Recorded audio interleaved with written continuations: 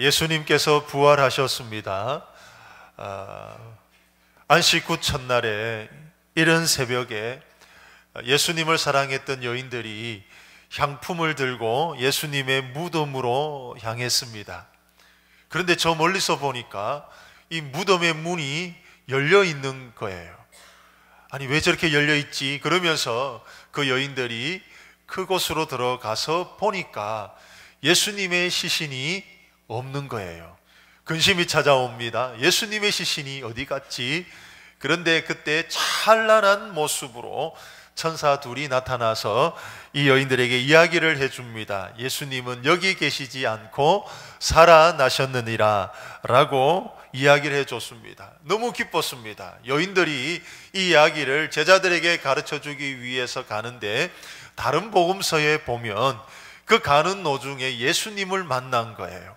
부활하신 주님을 이 여인들은 만났습니다. 너무너무 기뻤습니다. 그래서 제자들에게 가서 이야기를 해주는데, 참 어이가 없는 것은 제자들은 그걸 못 믿겠다는 거예요. 아니, 이 여인들이 분명히 부활하신 주님을 만났는데 못 믿겠다는 겁니다. 그러나 그래도 수제자라고 베드로는 냅다 뛰어서 그 무덤으로 달려갔습니다. 아니나 다를까 무덤의 문이 열려 있는 거예요. 들어가 봤습니다. 예수님 안 계시는 거예요.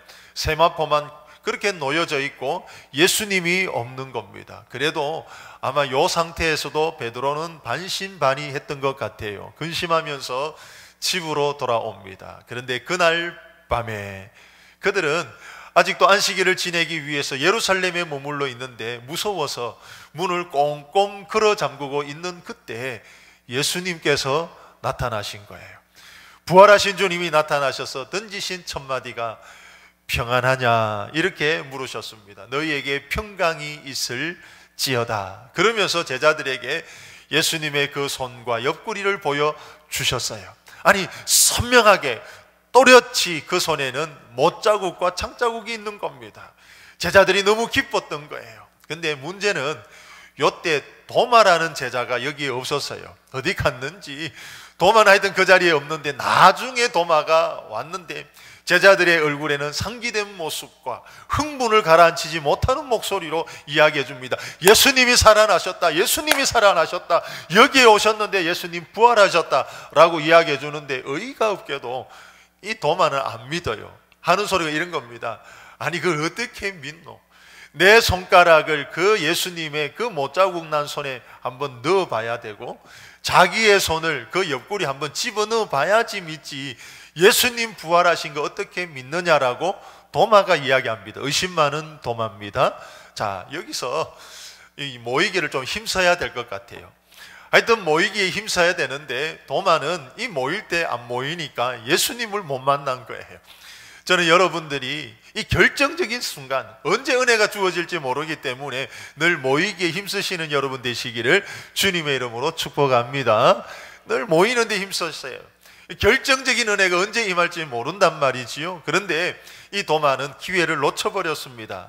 그렇지만 8해가 지나서 이제 안식일 기간이 다 지나고 갈릴리로 돌아가야 될 그 시점에 와서 예수님께서 다시 그곳에 나타나셨어요. 누구를 위해서 나타나셨을까요?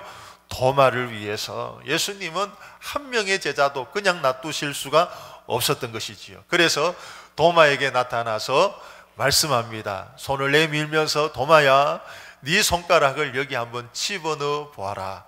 옆구리를 보여주시면서 도마야, 네 손을 한번 여기에 넣어 보아라 했더니 이때 도마가 와르르 무너지는 겁니다. 와르르 무너지면서 하는 말이 나의 주, 나의 하나님, 이렇게 고백을 해요. 여기서 부활하신 주님을 인격적으로 만난 거예요. 예수님의 부활은 역사적인 부활인데 그것을 인격적으로 만나는 것과는 또 다른 문제지요. 그러니까 그 예수님을 인격적으로 만난 이 도마가 앞으로는 목숨을 건 전도자의 삶을 살아가게 됩니다. 여기서 우리 부활하신 주님을 인격적으로 만나야 돼요.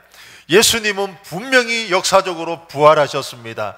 그렇지만 인격적으로 만나는 것은 또 다른 문제인데, 오늘 이 자리에 오신 여러분 모두 다는 부활의 주님을 인격적으로 만날 수 있기를 주님의 이름으로 간절히 축원합니다.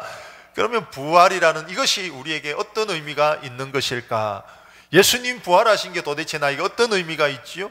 예수님이 하나님의 아들이시라는 것이 판명이 된 것입니다. 다시 말하면 예수님은 하나님이셨어요. 예수님은 하나님의 아들이셨어요. 예수님은 하나님이셨어요. 이것이 부활을 통해서 판명이 되었다는 것입니다. 그런데 예수님께서 이 땅에 계실 때 참 많은 말씀을 하시고 약속을 주셨잖아요. 그 모든 약속이 참이다라고 하는 그것을 도장을 확 찍어주는 사건이 뭐냐? 부활의 사건이더라라는 것입니다. 그런데 예수님께서 이 땅에 계실 때 어떤 약속을 하셨느냐? 이런 약속을 하셨습니다. 내가 곧 길이요 진리요 생명이니 나로 말미암지 않고는 아버지께로 올 자가 없느니라 라고 말씀하셨어요. 예수님이 길이세요. 이제 예수님은 방황을 끝내시는 길이세요. 그 길은 진리의 길이고 생명의 길이시라는 겁니다. 저는 길치입니다. 솔직하게 고백하면 저는 길치예요. 길을 가다가 어떤 분들은 우리 어느 사거리 이야기하는데 솔직하게 이야기하면 저는 하나도 모릅니다. 딱 한 게 요즘 들어서 아는 사거리 하나 있는데 침산내거리, 요거 외에는 제가 아무것도 몰라요. 고속도로에 차를 딱 얹으면 무슨 고속도로 이야기하는데 솔직하게 이야기하면 아무것도 몰라요. 저는 부산과 서울만 알아요. 그러니까 아무것도 모르기 때문에 저는 하여튼 길을 잘 헤매고 방황을 합니다. 한참 있다가 찾아가고 이렇게 하는데 저에게 복음이 들려진 겁니다. 그 복음이 뭐냐면 내비게이션이 개발됐다는 거예요. 그래서 요즘은 제가 내비게이션 때문에 잘 찾아갑니다. 방황 안 해요. 어쨌든지 찾아갑니다. 이게 복음이더라는 거죠, 저에게는. 근데 여러분, 사실 우리 인생 모두 방황하는 인생 아닌가요? 어디 가면 참된 행복이 있지? 좀 더 근본적으로 어디 가야 내 영혼의 안식이 있지? 어디 가야 영생이 있지? 우리 방황하는 인생이란 말이지요. 그런데 여러분, 우리 예수님 만나면 방황이 끝이 나는 거예요. 왜냐하면 예수님은 그 길이고 진리시고 생명이기 때문에 예수님을 만나면 인생의 방황이 끝나는 줄 믿습니다. 거기에 대해서 부활이라는 것은 우리 인생의 방황은 예수님 만나면 끝이다라고 하는 것에 대한 도장을 꽉 찍어주신 사건이 부활의 사건이에요. 그리고 부활은 어떤 의미가 있느냐? 예수님께서 또 이렇게 말씀하셨습니다. 나는 부활이요 생명이니 나를 믿는 자는 죽어도 살겠고 무릇 살아서 나를 믿는 자는 영원히 죽지 아니하리라. 그리고 이렇게 또 말씀하셨습니다. 내 아버지 집에 거할 곳이 많도다. 그렇지 않으면 너희에게 일렀으리라. 내가 너희를 위하여 거처를 예비하러 가노라 라고 말씀하셨습니다. 이거 무슨 말이지요? 천국에 대한 소망의 메시지지요. 그러니까 우리들에게는 천국의 소망이 있다는 것을 그 부활이 도장을 꽉 찍어주는 거예요. 제가 오늘 이 말씀을 준비하면서 제 마음속에 흥얼흥얼 계속 나오는 찬송이 있는데 부르면 부를수록 너무너무 감사가 되고 오늘 이 말씀에 딱 맞는 말씀이 이 찬송이었던 것 같아요. 그 찬송 이겁니다. 주 예수 내 맘에 들어와 계신 후 변하여 새 사람 되고 내가 늘 바라던 참빛을 찾음도 주 예수 내 맘에 오심. 요 3절이 다 와닿는데 이런 겁니다. 내 맘의 소망을 든든히 가짐은 주 예수 내 맘에 오심. 의심의 구름이 사라져 버림도 주 예수 내 맘에 오심. 4절 또 이렇습니다. 사망의 음침한 골짜기 가다가 밝은 빛 호련히 비쳐 저 멀리 하늘 문 환하게 보임도 주 예수 내 맘에 오심. 5절은 이래요. 내가 저 천성에 올라가 살기는 주 예수 내 맘에 오심. 천성에 올라가 주님을 뵈리니 그 기쁨 비길 데 없네. 주 예수 내 맘에 오심. 주 예수 내 맘에 오심. 물밀듯 내 맘에 기쁨이 넘침은 주 예수 내 맘에 오심. 이 찬송이 계속 흥얼흥얼거려지는데 야, 그렇구나, 우리에게는 소망이 있구나, 우리의 소망이 있구나 라는 이 찬송. 여러분, 부활의 의미가 뭐냐면 우리에게는 저 천국의 소망이 있다고 하는 데 대한 도장을 꽉 찍어주는 사건입니다. 저는 여러분들이 이 사실을 믿을 수 있기를 주의 이름 간절히 축원합니다. 자, 그리고 주님이 또 이런 말씀하셨죠. 수고하고 무거운 짐진 자들아 다 내게로 오라. 내가 너희를 쉬게 하리라. 제가 새벽 예배 마치고 기도 다 하고 이제 교회를 나설 때쯤 되면 우리 아이들이 이제 학교 가는 시간인 것 같아요. 그래서 어린아이들, 조그마한 아이들이 유치원이나 어린이집 간다고 엄마 손 붙들고 노란 가방 메고 그 조그마한 노란 가방 메고 그렇게 쫄래쫄래 가는 거 보면 참 귀여워요. 근데 또 보면 초등학교 간다고 아이들이 가방을 메고 또 가는데 그거는 어린이집 가는 것보다 조금 더 큽니다, 가방이. 근데 또 중고등부 학생들이 또 이렇게 지나가는데 보면 또 가방이 조금 더 큰 가방 메고 그렇게 학교를 가요. 어쨌든지 가방 하나씩 다 얼려 메고 학교 가고 유치원 갑니다. 예? 근데 사실 알고 보면 우리 인생들 다 이 짐, 가방 하나씩 메고 사는 인생 아닌가요? 여러분, 이 중고등부 학생들보다 더 큰 짐, 여러분에게 지금 지워져 있는 보이진 않지만은 많은 무거운 짐들이 있거든요. 우리 인생 살면서 짐 없는 인생 없다고요. 다 짐 짊어지고 때로는 그게 너무너무 무거워서 막 주저앉고 싶은 그런 짐을 지고 사시는 분들도 있거든요. 주님 말씀합니다. 수고하고 무거운 짐진 자들아 다 내게로 오라고 말씀하고 있습니다. 여행 갔다 보면 어떤 분들은 해외여행 갈 때 한 달 전부터 짐을 사는 분이 있어요. 짐을 샀다가 풀었다가 샀다가 풀었다가 한 달 동안. 그리고 이민 가는 것도 아닌데 공항에 가보면 얼마나 짐이 많은지. 아니 패션쇼 하러 갈 것도 아닌데 가방에 왜 그래 옷이 많아요? 엄청나게 짊어지고 공항에 옵니다. 그래서 막 끌고 가는 거예요. 한 개 아니고 2개 들고 오는 분도 있고. 그런데 그런 분들이 홀가분할 때가 언제지요? 요거 수화물에 짐을 다 맡기면 홀가분해지는 거예요. 유의사항은 이게 오버가 되면 차질을 물어야 돼요. 그러니까 그 수화물에 오버만 안 되면 되는데 또 오버가 되면 돈을 물면서 또 짐을 붙여야 되는 불편함은 있습니다. 근데 여러분, 우리 주님께서 우리에게 이렇게 말씀하시거든요. 수고하고 무거운 짐진 자들아 다 내게로 오라. 그 짐 내게 맡기라는 겁니다. 근데 중요한 것은 우리 주님은 오버 차지 받지 않아요. 다 받아주시는 겁니다. 여러분, 우리는 주님 앞에 갈 때마다 안식 누릴 줄 믿습니다. 그래서 이제 여러분 들고 다니는 그 무거운 짐 낑낑거리면서 들고 다니지 마시고 주님 말씀하셨고 약속하셨기 때문에 다 가지고 나오십시오. 오버차지 묻지 않습니다. 다 맡기십시오. 우리는 안식을 얻고 쉼을 얻을 줄 믿습니다. 바로 여기에 대해서 우리가 앞으로 안식을 얻을 것에 대한 확증, 도장을 꽉 찍어주시는 사건이 부활의 사건이더라 라고 하는 거지요. 자, 그리고 주님께서 이런 말씀 또 하셨습니다. 뱀을 집어 올리며 무슨 독을 마실지라도 해를 받지 아니하며, 이렇게 말씀하셨어요. 혹여라도 여러분 이 말씀을 또 문자적으로 받아들여서 집에 가실 때 또 뱀 한 마리씩 사가지고 한번 테스트 한번 하시는 분 없겠죠? 한번 물려보세요. 죽어버리는 거예요. 야, 독을 마셔도 괜찮은가 보다 마시면 죽어버리는 거예요. 그렇게 하지 마십시오. 오늘 9시 뉴스에 나옵니다. 교회 갔더니 그러면 또 제가 또 뉴스에 나와가 설명해야 되잖아요. 그러니까 절대로 여기서 나가서 독사 사지 마시고 독 마시지 마세요. 죽어버리는 겁니다. 그런데 왜 이런 말씀을 하셨느냐라는 것인데, 이것은 하나님께서 보호해 주신다, 하나님이 지켜주신다라고 하는 확실한 말씀을 그림언어로 이야기해 주시는데, 아마도 이것이 마가복음에 기록이 되어 있는데 마가는 이 말씀을 쓰면서 아마 바울을 생각했을 겁니다. 바울이 멜리데에서 이렇게 이제 장작을 이렇게 이제 구하다가 그만 독사에게 확 물린 거예요. 사람들이 이제 죽겠다 싶어가지고 야, 이제 언제 죽느냐, 거품은 언제 나오느냐 막 보고 있는데 죽기는커녕, 아니 바울이 뱀을 탁 떼더니 돌돌돌돌 말아가지고 불에 탁 던지는 거예요. 바울이 죽지 않고 뱀이 죽어버린 거예요.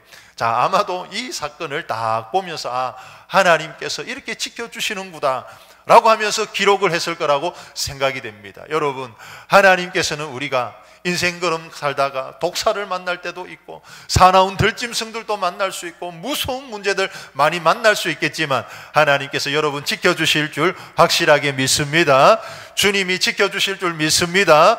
보호해 주실 줄 믿습니다. 바로 여기에 대한 도장을 꽉 찍어주시는 사건이 뭐냐? 부활 사건이더라는 거예요. 그러니까 부활이 왜 이렇게 중요하냐? 주님이 말씀하신 그 모든 내용들이 다 성취가 되고 이루어진다는 이 사실, 여러분 꼭 기억하십시오.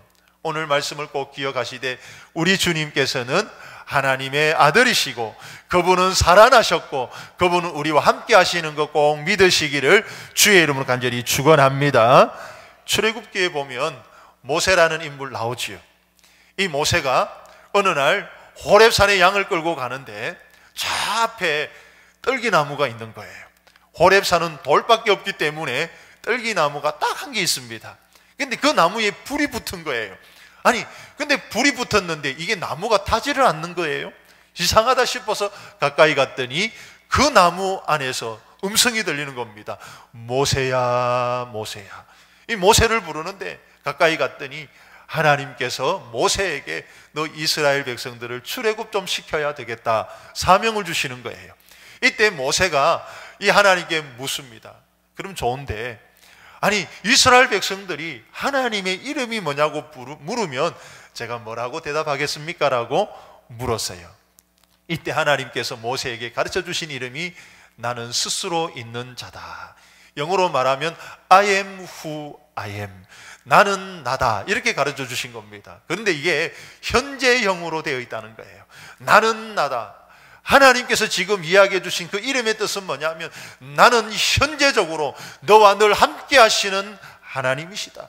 네가 어디를 가든지 그곳에 현재형으로 너 옆에 있는 하나님이시다. 너와 광야 생활 어떤 순간에서든지 하나님은 현재적으로 너와 함께 하시는 하나님이시다 라고 가르쳐 주셨는데, 이 말씀이면 충분하지요. 여러분, 이스라엘 백성들 출애굽에서 40년 광야 생활할 때 보면 많은 문제 만나잖아요. 홍해를 만나기도 하고요, 마라의 선물을 만나기도 하고요, 르비딤에서 물이 없어가지고 고생도 하고요, 아말렉과 전투를 치르기도 하고요, 여러 가지 문제들을 많이 만납니다. 그럴 때마다 늘 이 이스라엘 백성들의 태도는 일관되게도 우왕좌왕하면서 원망불평하면서 늘 하는 말이 애굽으로 돌아가겠다는 겁니다. Back to the Egypt. 우리는 이집트로 돌아가겠다라고 계속해서 이야기하는데 단 한 사람, 모세는 전혀 다른 태도를 보이지요. 어떤 문제를 만나도 당황하지를 않는 거예요. 어떤 문제를 만나도 원망하지 않는 거예요. 늘 하나님 앞에서 기도합니다. 하나님 어떻게 합니까? 홍해 앞에서도 그랬고요, 마라의 선물 앞에서도 그랬고요, 르비딤에서도 그랬고요, 아말렉과 전투할 때도 늘 기도했습니다. 무엇이 이 모세로 하여금 이렇게 다르게 살아갈 수 있도록 해 주셨느냐? 바로 이것이지요. 하나님은 현재적으로 나와 함께 하시는 거예요. 홍해 앞에 있을 때 하나님은 여기에 계시는 것입니다. 마라의 선물 앞에서도 하나님은 여기 계시는 겁니다. 아말렉과 전투할 때도 하나님은 살아계셔서 지금 내 옆에 현재형으로 계시는 겁니다. 이것이면 충분했던 거예요. 여러분, 우리 주님은 살아나셨습니다. 우리 주님은 현재형으로 여러분과 함께 하시는 분이십니다. 믿을 수 있기를 바랍니다. 이것이 부활의 의미인 거예요. 그러면 우리는 충분하지요. 이 험한 세상 살아갈 때, 광야 같은 세상을 살아갈 때 우리가 넉넉히 이길 수 있는 힘이 어디서 나오느냐? 바로 여기에서 나오지요. 하나님은, 우리 주님은 살아계셔서 지금 나와 함께 하시되 현재형으로 여기 계신다라는 이 믿음, 저는 이 믿음 가질 수 있기를 주의 이름으로 간절히 축원합니다. 이것이면 오늘 우리는 전혀 다른 삶을 충분히 살 수가 있습니다. 한 가지 예화를 드리고 말씀을 맺겠습니다. 기독교 역사상 뛰어난 명작을 그린 그림이 있는데 스텐버그의 십자가입니다. 이제 성 베드로 성당에서 요청이 하나 들어왔는데 이 스텐버그 보고 이 성당에 예수님께서 십자가 지시는 그림을 그려달라는 거예요. 그래서 이 스텐버그가 예수님의 십자가를 그리기 시작을 합니다. 아니, 그리다가 보니까 좀 기분이 좀 안 좋았어요. 아니, 내가 이거 너무 돈을 적게 받고 그리는 거 아니냐? 나처럼 이 유명한 화가를 모셨으면 돈을 더 줘야 되지, 이건 너무 적게 주고 이거 내가 그리는 거 아니냐? 그래서 갑자기 그리던 그림을 중단했습니다. 그리고 자꾸 이제 흥정을 더 하려고, 돈을 더 받아내려고 밑그림만 딱 그리고 중단하고 있는 중에 이제 다른 그림을 그리기 시작을 한 거예요. 거기에 페피타라고 하는 집시 누드 모델이 있는데 이 모델을 가지고 누드화를 그리는 겁니다. 십자가를 그리다가 갑자기 누드화를 그리기 시작했어요. 그래가지고 이제 그리는데 이 여인을 그리다가 이제 쉬는 시간이 되었습니다. 이 여인이 이렇게 쉬다가 한켠에 있는 그림을 보게 된 거예요. 밑그림. 그래서 물었습니다. 아니, 저것은 무슨 그림입니까? 라고 이 여인이 물으니까 이제 이 스텐버그가 그것은 내가 그리던 예수님의 모습이다 라고 그렇게 이야기해 줬습니다. 그랬더니 이 여인이 하는 말이, 예수님께서 십자가를 지고 가시는군요. 왜 이런 일을 만나셨죠? 라고 물었어요. 귀찮았지만은 예수님에 대해서 이 스탠버가 다 이야기해 주는데 이 여인이 눈물을 줄줄 흘리는 겁니다. 눈물을 줄줄 흘리기에 너무 불쌍해가지고 이 스탠버가 울지 마세요, 울지 마세요. 예수님은 다시 부활하셨습니다라고 이야기를 해줬더니 이 여인이 갑자기 환해지면서 너무너무 좋아하는 거예요. 이 모습을 보고 스탠버가 충격을 받았습니다. 아니, 저 여인이 예수님의 부활에 대한 이야기를 들었는데 어떻게 저렇게 즐거워할 수 있을까? 어떻게 밝은 저런 어떤 기쁨을 가질 수 있을까라고 생각하면서 자신을 돌아보게 된 것이죠. 나는 정말 부활을 믿는 것 맞느냐? 나는 정말 예수님의 부활을 믿는 것 맞느냐? 나는 예수님 부활 믿는다고 하면서 이 예수님의 십자가 그림을 놔두고 돈 주고 흥정하는 나의 모습, 내가 정말 예수님 부활을 믿는 것 맞느냐라고 하면서 자신을 보면서 충격을 받은 거예요. 그리고 회개를 했습니다. 그리고 다시 그림을 그리기 시작했어요. 그 순간에 부활의 신앙이 자기 속에서 불을 듯 일어나기 시작을 했습니다. 그래서 완성한 그림이 그 유명한 기독교 역사상에서 그 많은 감동을 주었던 스텐버그의 십자가의 그림이었다는 겁니다. 여러분, 저는 여러분들이 예수님의 부활, 단순하게 역사적으로 일어난 사건으로 놔두지 않고 그 부활의 주님을 인격적으로 만날 수 있기를 주의 이름으로 간절히 축원합니다. 그리고 여러분 심령 속에 부활의 신앙이 충만히 일어나서 오늘 주신 이 약속의 말씀 붙들고 이 광야 같은 세상 넉넉히 이겨내시는 여러분 모두가 되시기를 주의 이름으로 다시 한 번 더 간절히 축원합니다. 기도하시겠습니다.